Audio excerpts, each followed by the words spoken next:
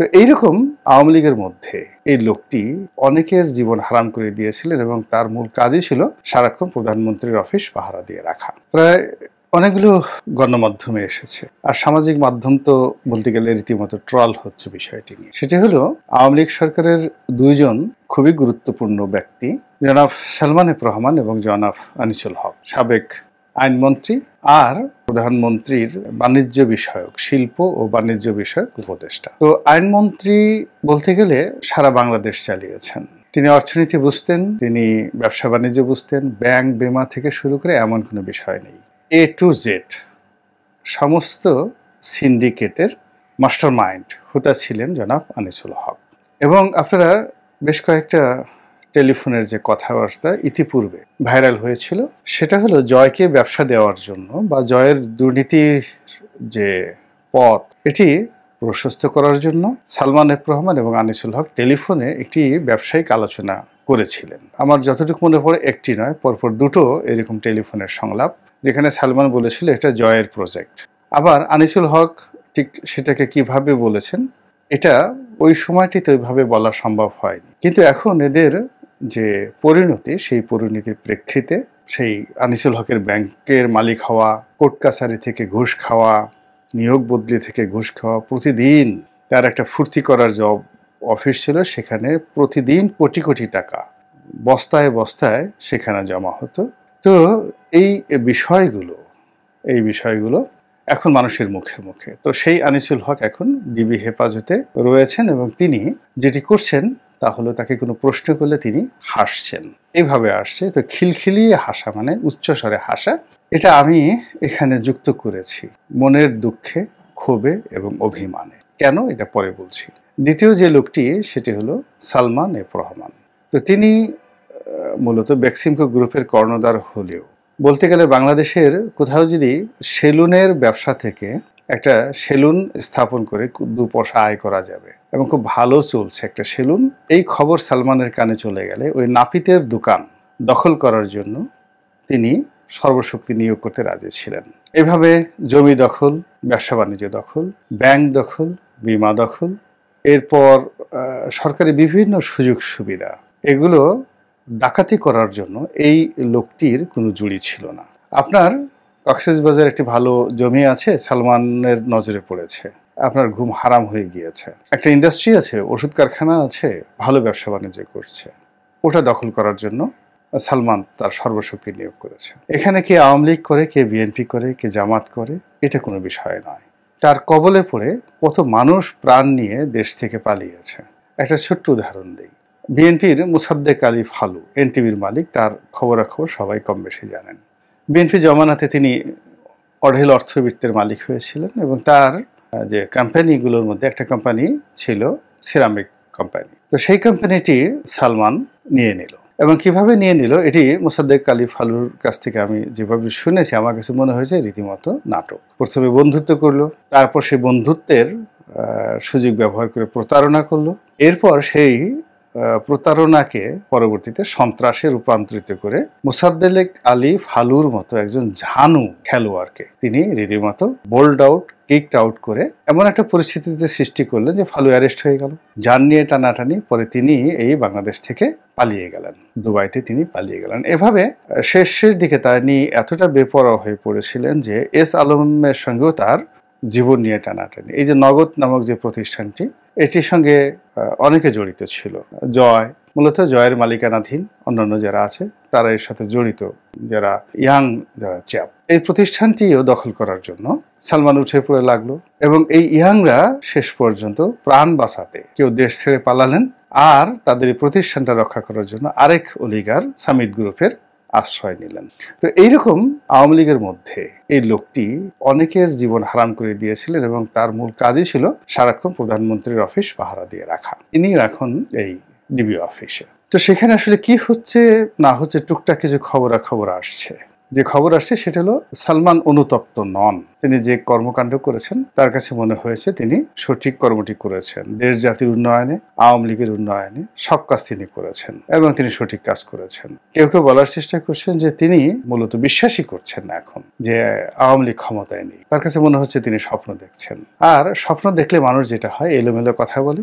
আর ঠিক ওইরকম সাদ্দামের মতো, সাদ্দাম শেষ সময়টাতে বলেছিলেন যে আমি নির্বাচিত বৈধ প্রেসিডেন্ট। বিচারক উদ্দেশ্য করে বলেছিলেন যে হু আর ইউ, আমি তোমার প্রেসিডেন্ট, তুমি আমার বিচার করতে কে। এখন সালমান এফ রহমানের কদম বসিয়ে নিয়েছে, আমরা তাকে ঠাট্টা করে দরবেশ বলতাম, কিন্তু যারা ক্ষমতা লোভী, যারা বিপদে পড়েছে তারাও সবাই তার কাছে আত্মসমর্পণ করেছে এবং তার কদম বসিয়ে নিয়েছে। এখন যেমন ধরুন এই মুহূর্তে বাংলাদেশে যে সরকার চলছে এটিকে প্রথম আলোর সরকার বলে অনেকে টিটকারি করছে, ডেইলি স্টারের সরকার বলে টিটকারি করছে, এটিকে দ্বিতীয় ১/১১ একটা পরিবেশ পরিস্থিতি অনেকে বলছে। তো বাস্তবতা হলো যে প্রথম আলোতে যারা কলাম লিখতেন এবং প্রথম আলো যাদেরকে প্রমোট করেছে বিভিন্ন সময়টিতে, কিছু হলেই এই লোকগুলো কথা বলতেন এবং তাদের লেখালেখি প্রকাশ করে প্রথম আলো একটা জনমত তৈরি করার চেষ্টা করেছেন এবং এদেরকে জ্ঞান গরিমায় বুদ্ধিতে প্রথম আলো প্রচার করেছে যে এদের সে শ্রেষ্ঠতর লোক আর বাংলাদেশে নেই। ডক্টর মোহাম্মদ ইউনূস, গ্রামীণ ব্যাংক, আদিলুর রহমান, আসিফ নজরুল, ফয়জুল করিম, এরপরে আলী ইমাম মজুমদার যারা আছেন, এই যে বাংলাদেশ ব্যাংকের যে গভর্নর হলো যিনি হলেন হাসান এস মনসুর, এই মানুষগুলোকে তৈরি করেছে প্রথম আলো। এখন প্রথম আলোর বিরুদ্ধে আবার অভিযোগ হলো তাদেরকে তৈরি করেছে ভারত, ভারতের টাকায়, ভারতের দালালি করে প্রথম আলো ডেইলি স্টার চলে। তো যার জন্য এখানে এক ঘরে দুজন স্ত্রী থাকলে যেভাবে তাদের মধ্যে রেষারেষি হয় সতীন, ঠিক তদ্রূপ ভারতের দালাল শেখ হাসিনা। তো তিনি সঙ্গত কারণে ভারতের অন্য দালাল প্রথম আলো এবং তাদের মালিক যারা আছে এবং সাংবাদিক তাদেরকে দুই চোখে তিনি দেখতে পারতেন না। এই প্রথম আলোকে শেষ করার জন্য সর্বোচ্চ চেষ্টা করা হয়েছে এবং পরিবেশ পরিস্থিতি একটা এমন সময় এসেছিল যে সালমান এফ রহমানের বিরুদ্ধে সর্বশক্তি নিয়োগ করে প্রথম আলো গ্রুপ তারা বিভিন্ন খবর প্রকাশ করলো, শেষ পর্যন্ত এই প্রথম আলোর মালিকেরা সালমানের সঙ্গে সমঝোতা করে, তার সঙ্গে দেখা সাক্ষাৎ করে, কুলাকুলি করে এবং প্রথম আলোর মালিকদের একেবারে হাস্যজ্জ্বল ছবি সারা বাংলাদেশ দেখেছিল। তো এই ছিল সালমান এফ রহমানের ক্ষমতা। তো সেই সালমান এফ রহমান এখনো বিশ্বাস করতে পারছেন না যে ডিবি অফিসে তিনি শুয়ে আছেন, ডিবির দেয়া খাবার খাচ্ছেন, প্রশ্ন করতেছেন এবং তাকে যেভাবে ধরা হয়েছে এই জিনিসগুলো তিনি বুঝতে পারছেন না এবং এই ধরনের সাইকোলজিক্যাল যে বিভ্রান্তি এটা হতে পারে।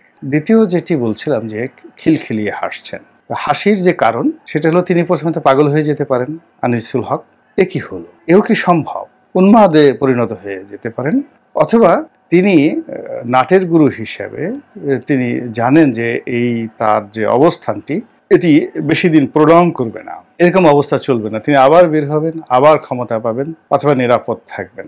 এর কারণ হলো এই রাজনীতির যে কূটচাল, সেই কূটচালের একদম কেন্দ্রে তিনি অনেকদিন ছিলেন। যে দিল্লির সঙ্গে বাংলাদেশের সম্পর্ক, বাংলাদেশের সঙ্গে এই প্রথম আলোর সম্পর্ক, প্রথম আলোর সঙ্গে বর্তমান সরকারের সম্পর্ক, বর্তমান সরকারের সঙ্গে দিল্লির সম্পর্ক, এই জিনিসগুলো আওয়ামী লীগ সরকারের অনেক লোক মোটা মাথার ছিলেন, কিন্তু যারা সত্যিকার অর্থে বুঝতে পারতেন তাদের মধ্যে এই আনিসুল হক অন্যতম। এই ভদ্রলোকের বাবা বাংলাদেশের খুব নাম করা প্রথিতযশা ক্রিমিনাল লয়ার ছিলেন, মানে ফৌজদারি যে মামলাগুলো তিনি পরিচালনা করতেন এবং ফৌজদারি মামলা পরিচালনার ক্ষেত্রে তিনি স্বাধীনতার পরে সবচেয়ে শীর্ষস্থানীয় আইনজীবী ছিলেন। এবং আনিসুল হকও যে মামলাগুলো পরিচালনা করতেন মূলত ফৌজদারি মামলা। ফৌজদারি মামলা যারা পরিচালনা করেন অপরাধীদের নিয়েই মূলত তাদের কাজ কারবার এবং ইংরেজিতে যেটিকে বলা হয় ক্রিমিনোলজি, আইন বিজ্ঞান, মানে যাকে বলা হয় অপরাধ বিজ্ঞান, আর যেটাকে ক্রিমিনাল অ্যাক্ট, যেটা ফৌজদারি দ্বন্দ্ববিধি। তো এই দুটো বিষয় আনিসুল হক জানেন, ভালো করে জানেন এবং তিনি ছাত্র হিসেবেও ইংল্যান্ডের সবচেয়ে যে রাজকীয় এবং সবচেয়ে দামি কলেজ কিংস কলেজ অক্সফোর্ডের অধীন, এবং ওখানে রাজা বাদশার ছেলেরা এবং মেধাবী ছেলেরা তারা সেখানে পড়াশোনা করে। মানে টাকা থাকলে আপনি সেখানে পারিবারিক কোটায় সেখানে ভর্তি হতে পারেন। অক্সফোর্ড, ক্যামব্রিজ, হার্ভার্ড, এখানে পৃথিবীর সকল রাজাবাসা ধনীদের ছেলেরা পড়েন, এদের একটা কোটা থাকে। আরেকটা হলো এখানে চান্স পেতে হলে খুব মেধা লাগে, প্রচন্ড মেধা লাগে। এখন তিনি কোটা বা কোটার আন্ডারে তিনি ভর্তি হয়েছেন না মেধায় হয়েছেন আমি সেটা বলতে পারবো না। তো এখন তাকে যে প্রশ্নগুলো করা হচ্ছে তিনি এই প্রশ্নের ধরন শুনে বা যারা প্রশ্ন করছেন তাদের অদক্ষতা দেখে তিনি খিলখিলিয়ে হাসতে পারেন। অট্ট হাসিয়ে দিতে পারেন যে এই প্রশ্ন দিয়ে আমাকে কিছুই করা যাবে না, হয়রানি করা যাবে, আপাতত মারধর করা যাবে কিংবা জেলখানায় ঢুকানো যাবে, কিন্তু আমাকে আইনের মার প্যাচে আমাকে ফেলা যাবে না। এই কথাটি তিনি যখন বুঝতে পেরেছেন তখন তিনি হেসে দিয়েছেন বা মুচকি মুচকি হাসছেন। অথবা এই ধরনের লোকদেরকে অর্থাৎ সালমানকে এবং আনিসকে যদি ইন্টারোগেশন করতে হয় তাহলে যে ধরনের প্র্যাকটিস লাগবে, যেমন আপনি ধরুন সালমান এফ রহমান, এখন তার যে নটোরিয়াস যে ম্যারিট মেধা, কিভাবে শেয়ার মার্কেট চুরি করতে হবে, কিভাবে সিএনজি থেকে টাকা বের করতে হবে, এলএনজি থেকে টাকা বের করতে হবে, আকাশ থেকে টাকা বের করতে হবে, ওই ডিসকানেকশনের পরিবর্তে আকাশ যে সিস্টেমটা, কিভাবে বঙ্গবন্ধু স্যাটেলাইট উড়িয়ে তারপরে সরকারি টাকায় খরচ করে সেখান থেকে টাকা মেরে দিতে হবে, এরপরে কিভাবে অন্য একটি ওষুধ কোম্পানি কিনে নিতে হবে, দখল করতে হবে। তো এই জিনিসগুলো এইরকম যে তার এই বাটপারি এগুলো আন্তর্জাতিক পর্যায় পর্যন্ত চলে গিয়েছিল। ফলে তিনি লন্ডন, একবার আমরা দেখেছিলাম যে বেক্সিমকো লন্ডন স্টক এক্সচেঞ্জে তালিকাভুক্ত হয়ে গেছে এবং সেখান থেকে বিলিয়ন বিলিয়ন ডলার চুরি করে, লুটপাট করে লন্ডন স্টক এক্সচেঞ্জ থেকে টাকা চুরি করে বাংলাদেশে সে নিয়ে এসেছে। তো যে লোক সারা দুনিয়া থেকে যারা চুরি করে, ইংল্যান্ড যে কান্ট্রি যারা সারা পৃথিবীর ধনসম্পদ